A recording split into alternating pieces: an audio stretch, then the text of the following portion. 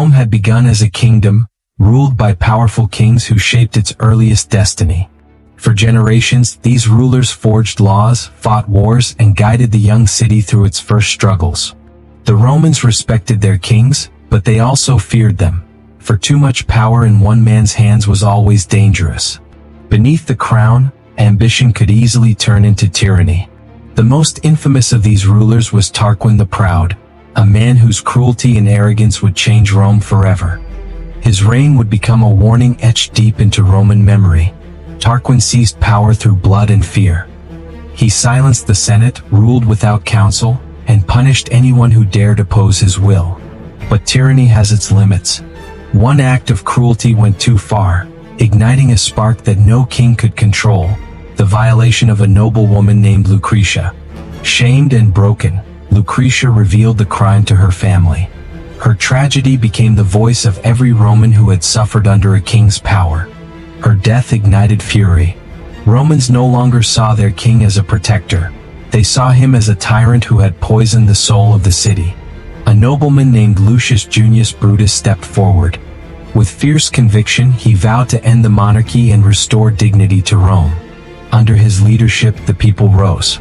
Tarquin and his family were driven out, their palaces abandoned, their power shattered forever. For the first time, Rome declared, "No more kings." The monarchy was destroyed, and in its place, a new experiment was born: the Roman Republic. The Romans built their new system carefully. No man would ever again hold absolute power. Authority would now be divided between elected officials, bound by laws and answerable to the people. 2 consuls were chosen each year. They ruled together, so neither could become a tyrant. Even the mightiest general was reminded, power was temporary. The Senate, once silenced, was revived.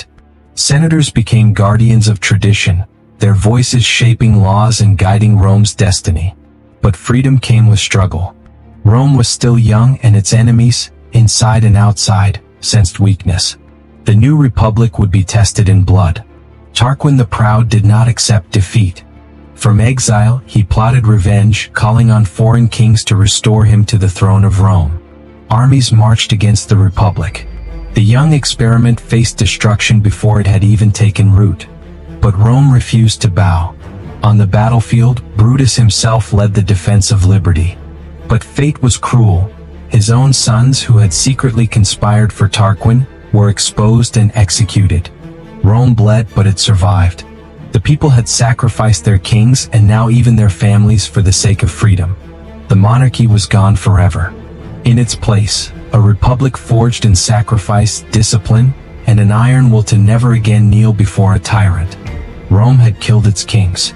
But in doing so, it had unlocked a new kind of power, one that would one day build an empire greater than any crown could dream.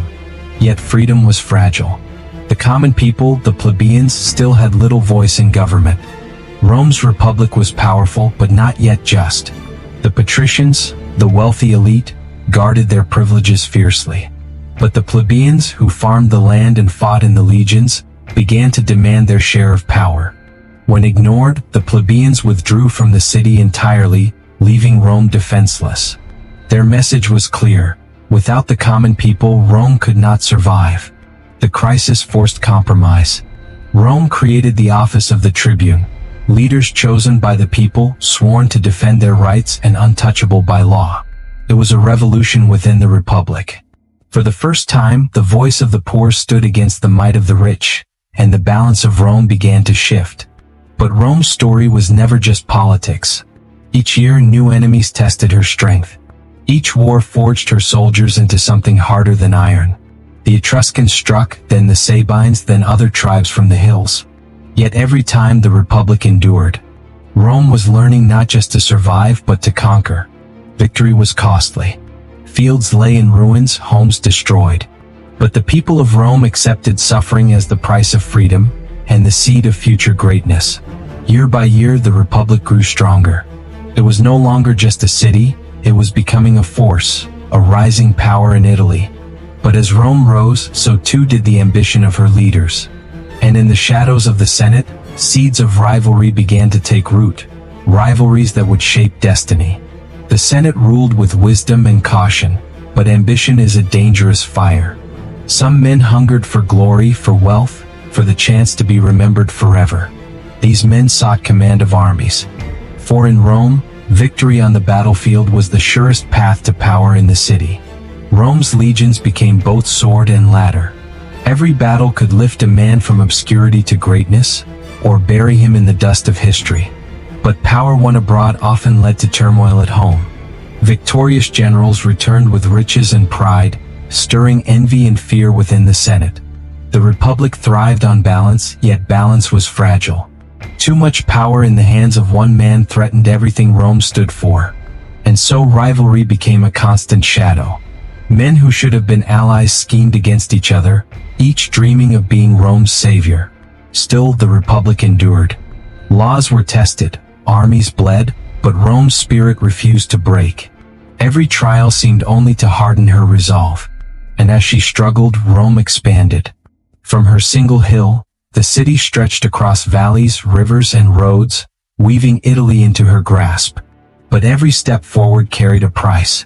Conquered peoples brought wealth and power, but also unrest. Diversity made Rome stronger and more unstable. This was the Republic's paradox. Expansion gave it strength, yet also sowed the seeds of conflict. A storm was gathering on Rome's horizon. Rome had grown too quickly.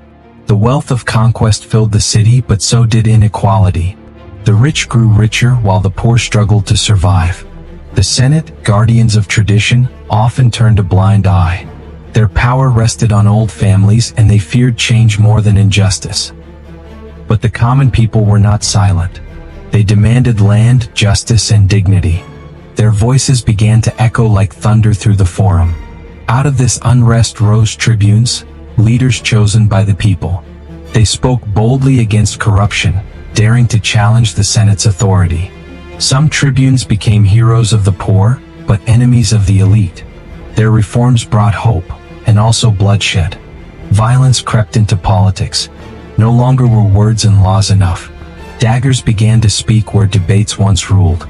The Republic had survived enemies abroad, but now it faced enemies within. Romans were killing Romans, and trust was vanishing. Civil strife became a recurring wound. Each time the city healed, another conflict tore it open. Rome's unity was crumbling.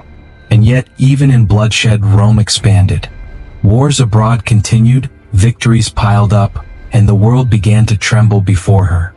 But the greater Rome became, the deeper her divisions grew.